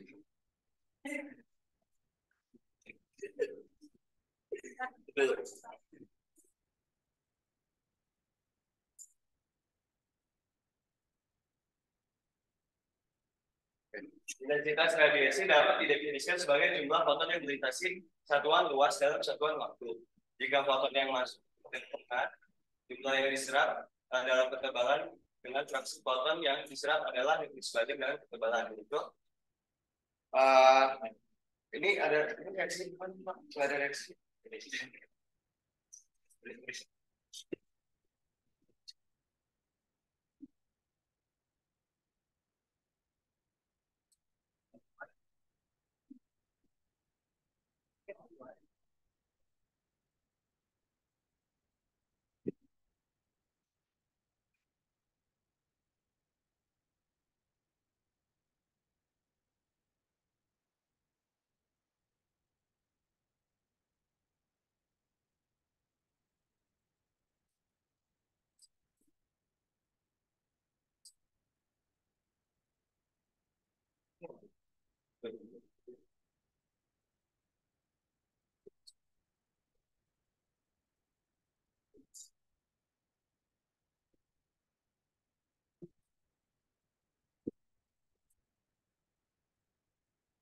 Selanjutnya adalah laws of photochemistry. Ada dua hukum dasar yang mengatur reaksi fotokimia. Yang pertama adalah hukum Grotius-Draper dan selanjutnya adalah hukum Stark-Einstein tentang kesetaraan fotokimia. Nah, ketika cahaya jatuh pada sel yang mengandung campuran reaksi, sebagian cahaya diserap dan cahaya yang tersisa diteruskan. Pastinya komponen cahaya yang diseraplah yang mampu menghasilkan reaksi. Cahaya yang ditransmisikan tidak efektif secara kimia. Pada awal abad ke-19, Grotius dan Draper mempelajari sejumlah reaksi fotokimia dan menyatakan suatu persamaan. Ini dikenal sebagai hukum Grotius-Draper dan dapat dinyatakan sebagai berikut. Hanya radiasi cahaya yang diserap yang efektif dalam menghasilkan reaksi kimia. Namun demikian, ini tidak berarti bahwa penyerapan radiasi harus selalu diikuti oleh reaksi kimia. Apabila kondisinya tidak mendukung bagi molekul untuk bereaksi, energi cahaya tetap tidak terpakai. Energi tersebut dapat dibacakan kembali sebagai panas atau cahaya. Kemudian adalah hukum Stark-Einstein. Stark dan Einstein pada tahun 1905 mempelajari aspek kuantitatif dari reaksi fotokimia dengan menerapkan teori kuantum cahaya. Mereka mencatat bahwa setiap molekul yang mengambil bagian dalam reaksi hanya mengenal satu kuantum atau foton cahaya. Molekul yang memperoleh satu energi setara foton diaktifkan dan masuk ke dalam reaksi. Stark dan Einstein kemudian mengusulkan hukum dasar fotokimia yang dinamai menurut nama mereka. Nah, pertanyaannya adalah pada abad berapa dua hukum dasar reaksi fotokimia, dua dasar hukum tadi ditemukan?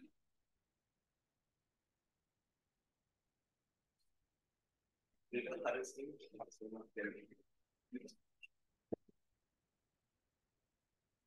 kalau nggak ada yang mau jawab lagi dilanjutin prosesnya.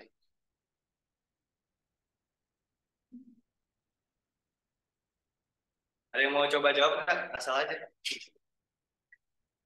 Yang paling logis aja. Asal tebak aja.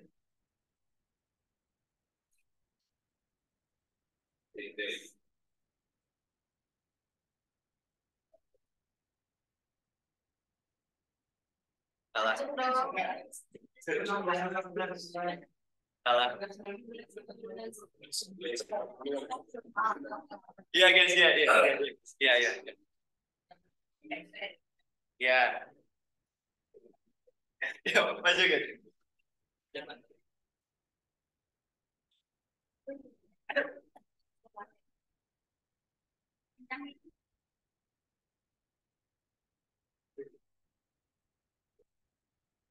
Nah, selanjutnya adalah photophysical photography.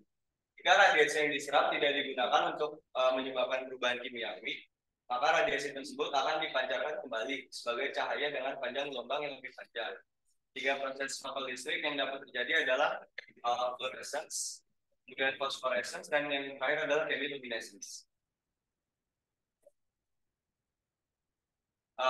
Fluorescence, molekul atau atom tertentu apabila terpapar radiasi cahaya dengan panjang gelombang pendek atau frekuensi tinggi akan memancarkan cahaya dengan panjang gelombang yang lebih panjang. Proses ini disebut fluoresensi dan zat yang menunjukkan fluoresensi disebut zat fluoresen. Fluoresensi akan berhenti segera setelah radiasi yang masuk dihentikan. Waktu lagi dulu, cepat.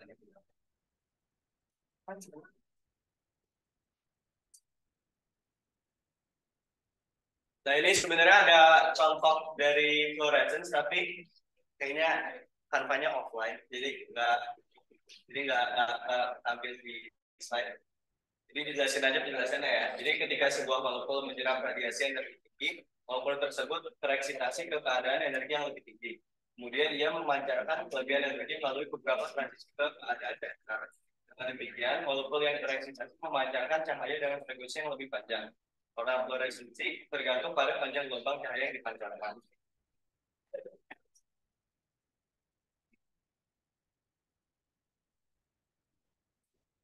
Kemudian selanjutnya adalah phosphorescence. Apabila suatu zat menyerap radiasi frekuensi tinggi dan memancarkan cahaya, maka setelah radiasi yang masuk dihentikan, proses ini disebut fosforensi. Zat yang menunjukkan fosforensi disebut zat fosforesen. Fosforensi terutama disebabkan oleh sinar UV dan cahaya tampak. Hal ini pada umumnya ditunjukkan oleh zat padan. Ini juga sebenarnya ada contoh gambarnya, tapi nggak bisa ditampilin karena offline. Nah, seperti pada fluoresensi, molekul menyerap radiasi cahaya dan terjadi tereksitasi. Jika kembali ke keadaan dasar, molekul ini memancarkan energi cahaya dengan panjang gelombang yang lebih panjang. Dengan demikian, molekul yang tereksitasi berpindah dari satu rangkaian keadaan elektronik ke keadaan elektronik lainnya dan terperangkap. Hal ini menunjukkan emisi cahaya yang tetap ada bahkan setelah sumber cahaya dihilangkan, sehingga pendaran bisa disebut dengan pendaran yang tertunda. Selanjutnya adalah chemiluminescence. Bagian reaksi kimia disertai dengan pancaran cahaya tampak pada suhu biasa. Emisi cahaya sebagai hasil dari aksi kimia tersebut disebut chemiluminescence. Reaksi ini disebut sebagai reaksi chemiluminescence. Reaksi semacam itu merupakan kebalikan dari reaksi fotokimia yang terjadi melalui penyerapan cahaya. Cahaya yang dipancarkan dalam reaksi chemiluminescence juga disebut cahaya dingin. Kenapa disebut cahaya dingin? Karena cahaya ini dihasilkan pada suhu biasa. Nah, dalam reaksi chemiluminescence, energi yang dilepaskan dalam reaksi membuat molekul produk tereksitasi secara elektronik. Molekul yang tereksitasi kemudian melepaskan kelebihan energinya sebagai cahaya tampak sambil kembali ke kondisi dasar. Nah, kemudian ada pertanyaan lagi nih. Kenapa cahaya yang dipancarkan dalam reaksi chemiluminescence juga disebut cahaya dingin? Yang bisa jawab angkat tangannya ya. Ini barusan banget slide sebelumnya banget. Pagi sebelum. Sumpah lu mulu guys, ya udah masih.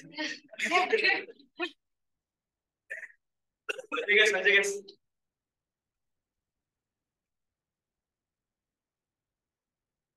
Win streak ini. Win streak ini mantap.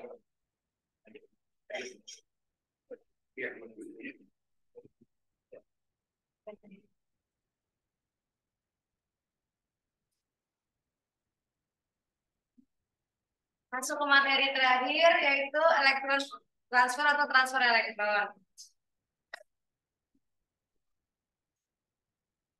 Ada dua aspek kunci dari teori transfer elektron. Yang pertama, elektron ditransfer dengan cara ditembuskan melalui penghalang energi potensial yang tingginya sebagian ditentukan oleh energi ionisasi kompleks Da dan D plus A. Tunneling elektron memengaruhi besarnya Kv.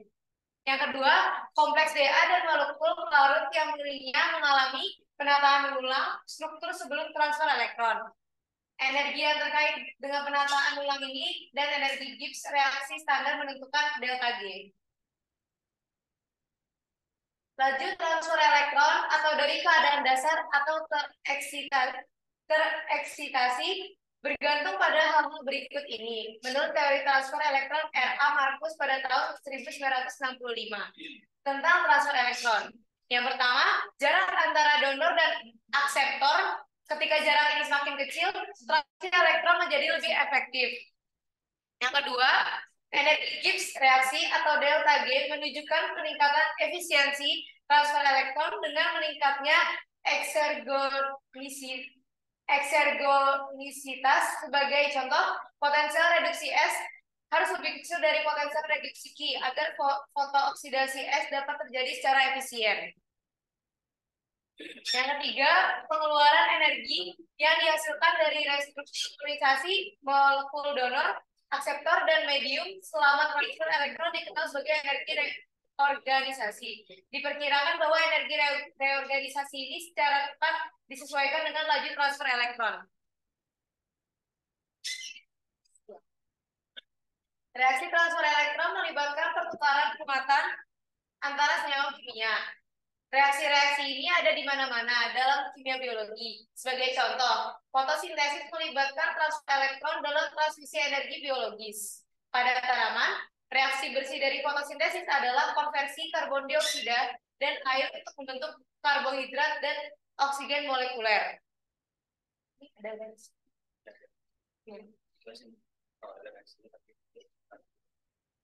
Itu saja sebenarnya.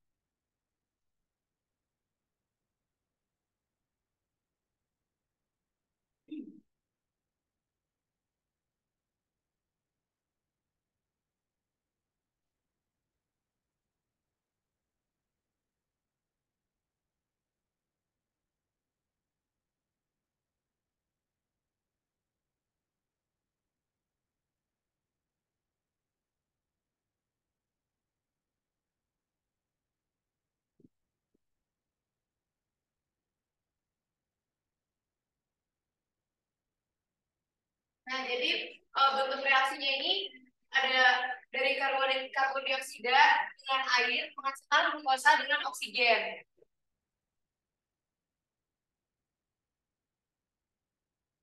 Fotosintesis juga terjadi pada bakteri tertentu. Sebagai contoh, pada bakteri belerang hijau, berfungsi sebagai reaktan dan bukan air.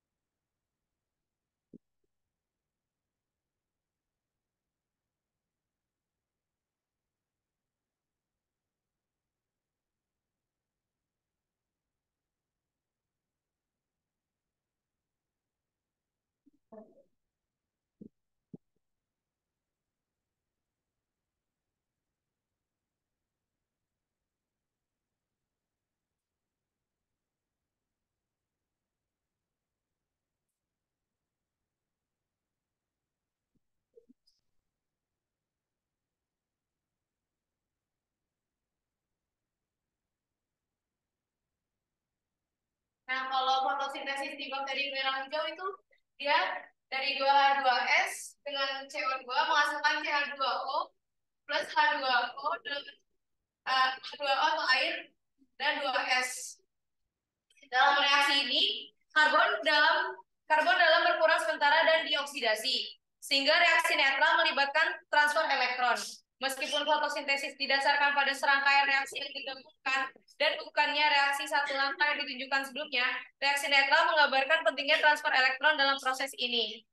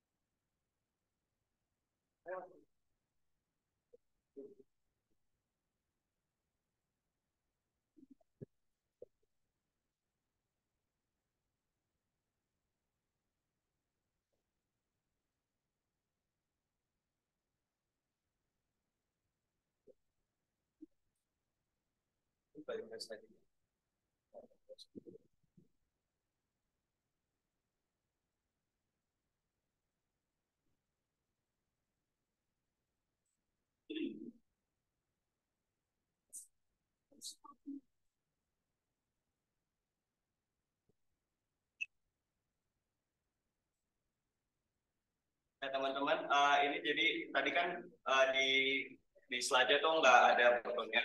Ini contoh dari fluorescence. Ini contoh mineral fluorescence di bawah sinar UV. Terus, kemudian,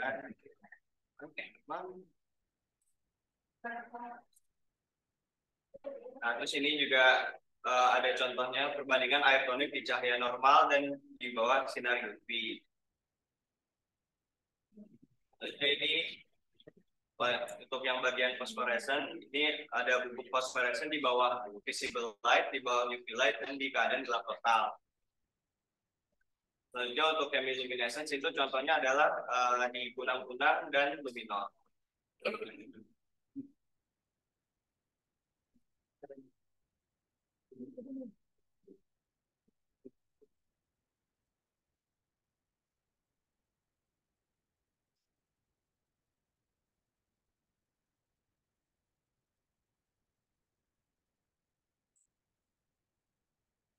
Jadi ini kan materinya udah selesai guys. Jadi kita mau main games. Tapi kelompoknya itu kelompok presentasi. Ayo duduk berdasarkan kelompoknya dulu ya. Yang buat presentasi. Berarti ada 9 kelompok.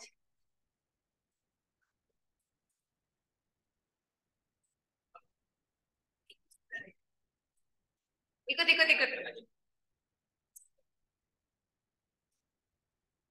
Nah kan sekalian teman-teman juga ngumpul sama kelompok book chapter-nya kan. Nah kemudian teman-teman kan bisa bisa menunjukkan kan kalau sekarang kan presentasi terakhir. Nah sekarang tuh jadi hitungannya lomba-lombaan lah. Kelompok mana yang presentasi terbaik, kemudian kelompok mana juga yang memperhatikan kami secara paling efektif. Sehingga di sini aku harapin teman-teman duduk per kelompok yang ini ya, yang presentasi ya.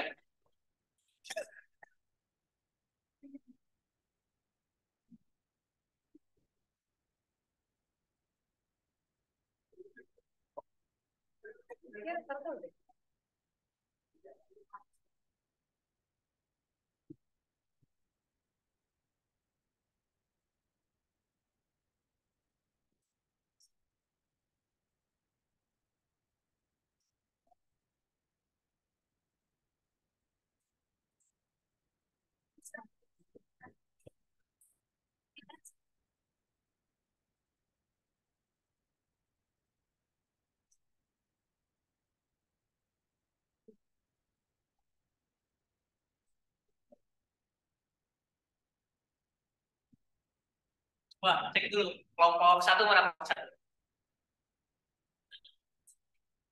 Punya apa aja? Iya. Duduk dong sesuai kelompoknya. Iya nggak sih? Iya benar Pak. Maksud itu kelompok presentasi materi pertama itu siapa? Nah, bisa duduk sama kelompoknya. Terus kelompok presentasi kedua siapa kemarin? Oke, duduk sama kelompoknya mana? Oke, ketiga. Ini kelompok 3 siapa? Presentasi ketiga. Presentasi ketiga. Ada nggak?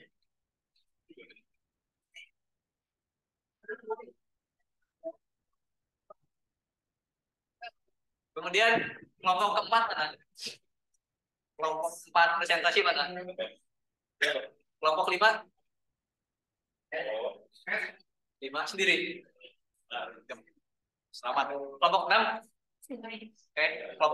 Kelompok 7? Kelompok 8? Kelompok 9? Met, kelompok 9? Oke, kalau misal udah kumpul satu perwakilan kelompok join ke ini namanya quizwizard.com, kemudian masukin ininya apa gamenya. Quizwizard.com. Quizwizard.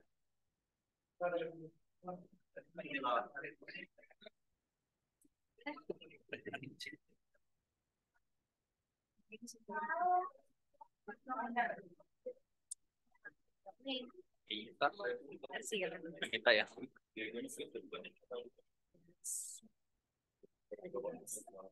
Ambil.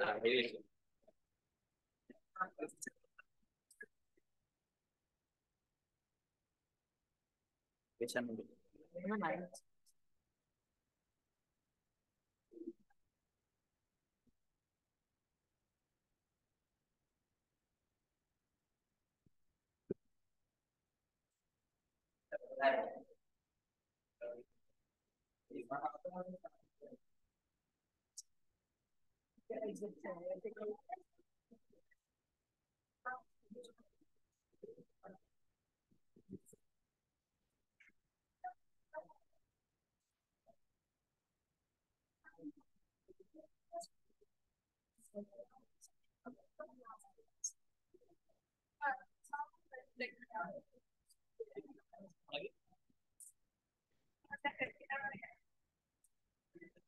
Ini siapa nih? Baca ke siapa?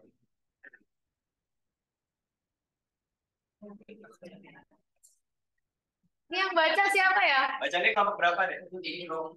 Loh, Oke. Nggak salah sih. Oh, kenapa sih lihat itu?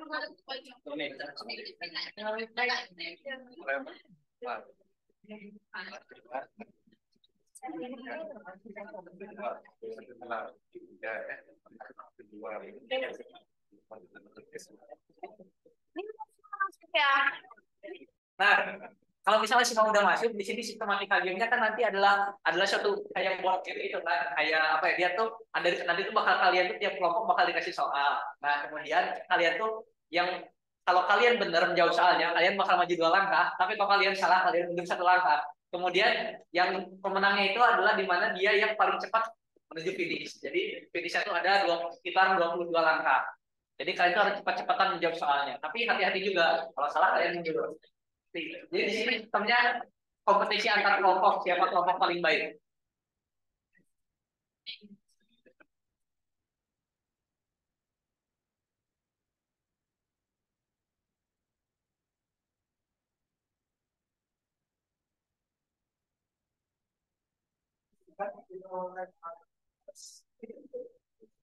Waktunya 10 menit dimulai.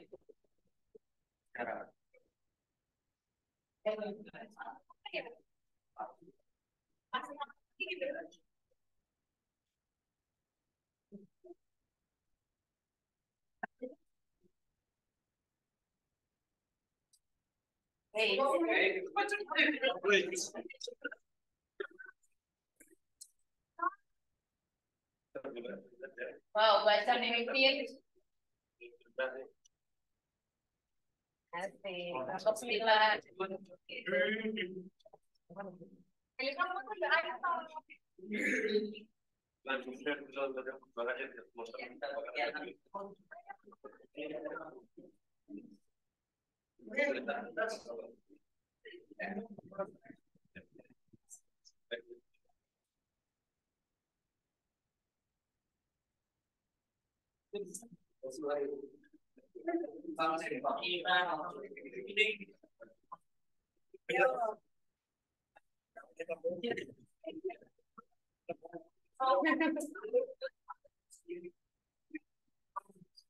Berarti kita mundur sampai jemput gitu.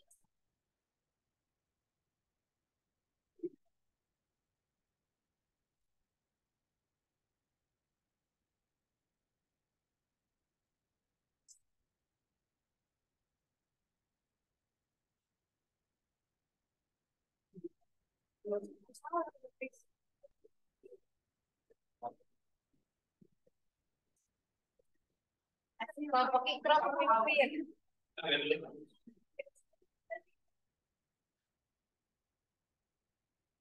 Santai guys.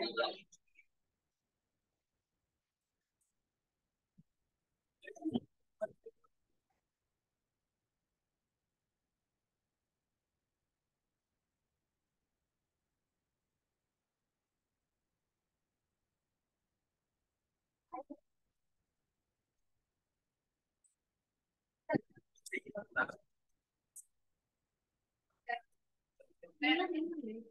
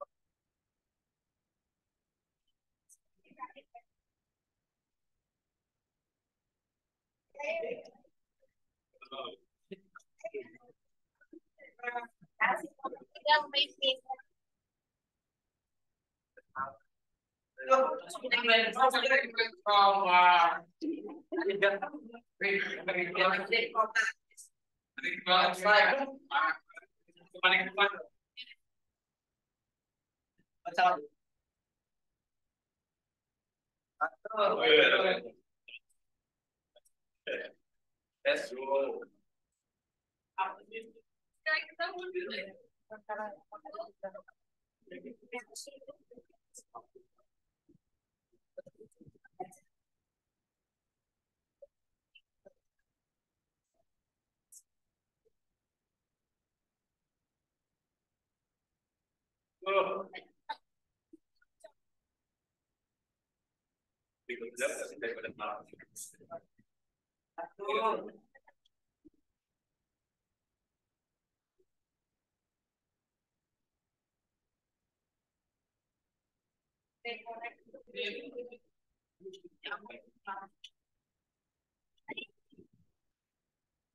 Ya bisa.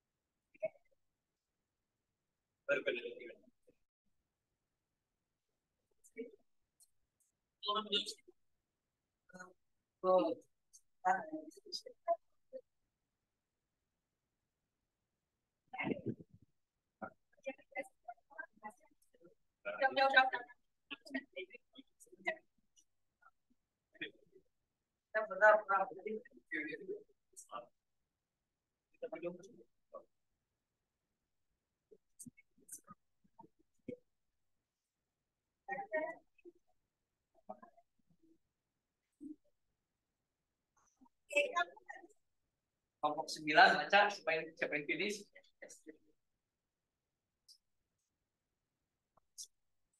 Dan kelompok 9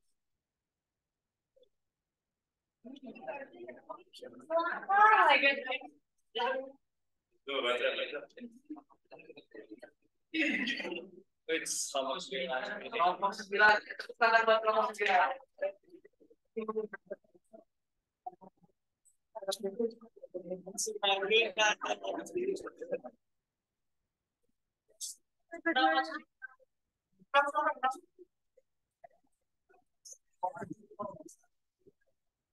Ayo, teman-teman mau diberesin soalnya kalian belajar.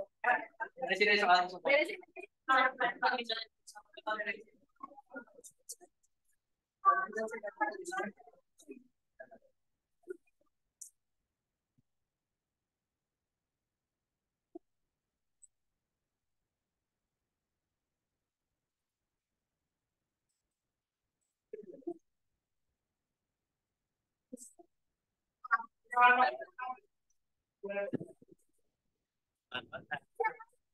Jadi itu juga di apa soalnya pun ada nanti di akhir ada apa bahasan materi dia itu intinya itu tadi materi-materi yang ada di soal itu semua materi yang kita jelasin juga. Jadi itu mungkin tanda teman-teman Gija ada juara hari ini di mana dia jadi di mana Gija menjadi jawaban terbanyak dan juga kelompoknya terbaik.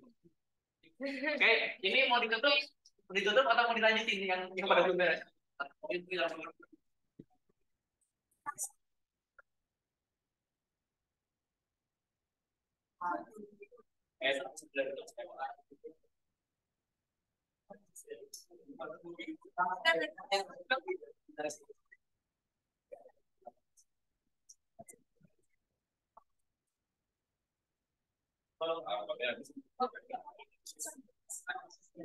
Ini kita terima yang dibawa sama lu semua.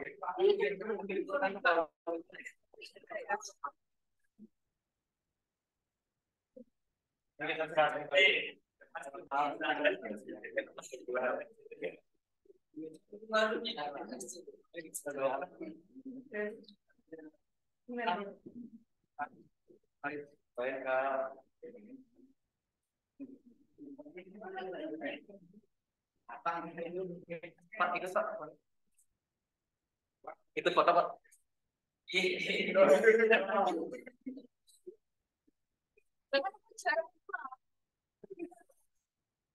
Tinggal terima gitu ya.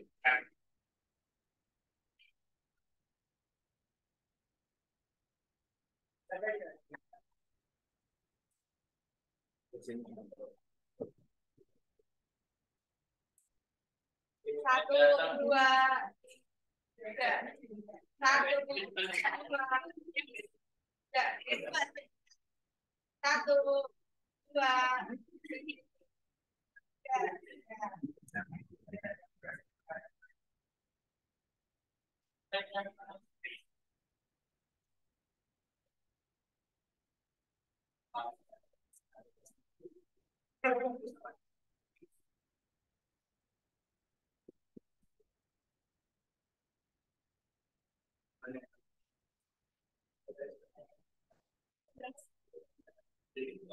Jadi misalkan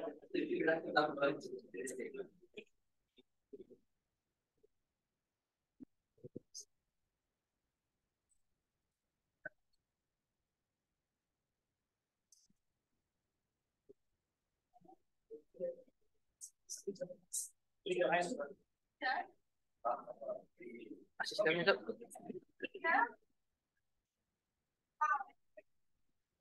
Marah ke gue. Nah, terima kasih teman-teman di mana teman-teman udah memperhatikan presentasi dari kami dan juga telah berpartisipasi pada game kami. Semoga di game itu kan di akhirnya itu banyak pembahasan-pembahasan soal yang telah kita buat. Nah, itu bisa teman-teman baca-baca di situ materi-materi singkat, tapi di situ kalau aku rasa ya materi-materi yang aku masukin ke soal itu emang materi-materi yang bisa berguna buat teman-teman nanti di kedepannya. Mungkin presentasi dari kami sekian. Mohon maaf bila ada kesalahan. Bila kita hidayah, assalamualaikum warahmatullahi wabarakatuh.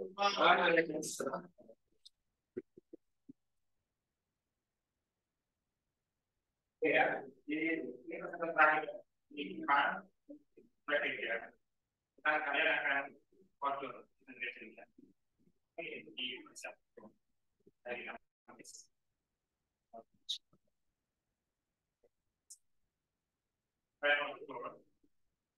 Kampusnya ada 9, dalam bicara ya akan sebelumnya malam ya di PKR ekspedisi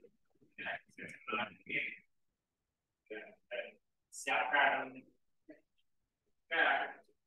ini kalian ya pelajari isi yang kalian tampilkan ya karena yang kalian pasti baca jadi yang kalian siapapun tidak ditanya juga ya yang bisa di konsep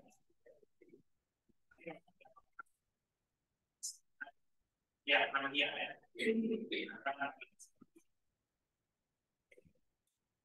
sebenarnya untuk kami adalah jadi ini ya bisa mempunyai makan dia di mungkin dia akan menentukan ya letaknya ya posisinya ya di tentang kesehatan saya tahu kan posisi kalian kami tentang prestasi kalian jadi kita merasa posisinya kita berdiri jadi semuanya bisa menyaksikan hingga ada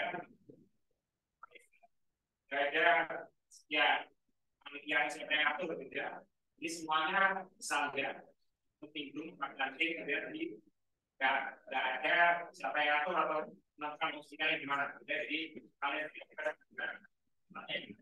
ya nanti perwakilan tim dan perwakilan tim ya untuk ya dan tes normal tetap ya kalau nanti ini ya kami sekarang akan ada penjelasan dari yang ini kalau kalian ini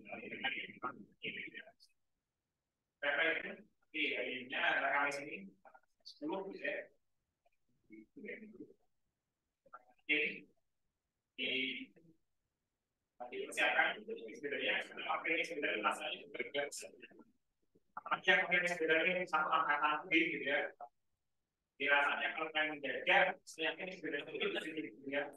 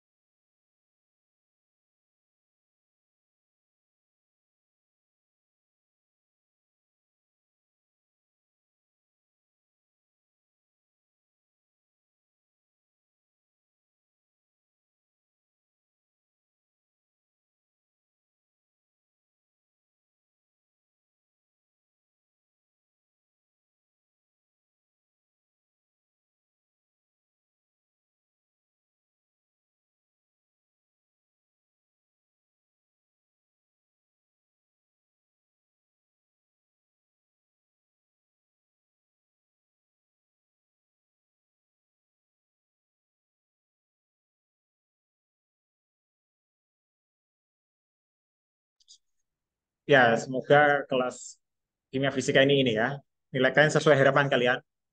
Tapi mestinya kalian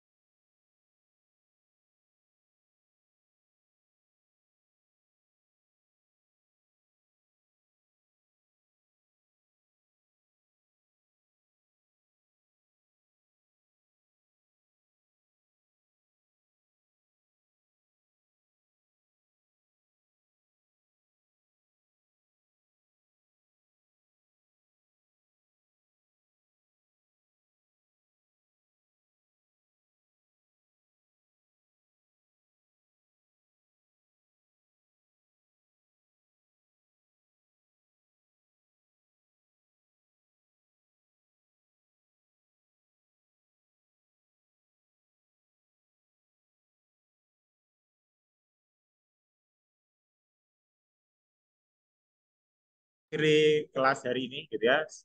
Semoga ada manfaatnya dan saya berharap di semester-semester selanjutnya kalian cukup oke gitu ya, cukup berimpact lah ya. Karena saya rasa ya sebenarnya kalau kalian mengikuti ritme seperti ini bisa punya impact yang cukup besar gitu ya. Ya, itu harapan saya aja gitu ya. Oke. Selamat siang. Saya akhiri. Assalamualaikum warahmatullahi wabarakatuh.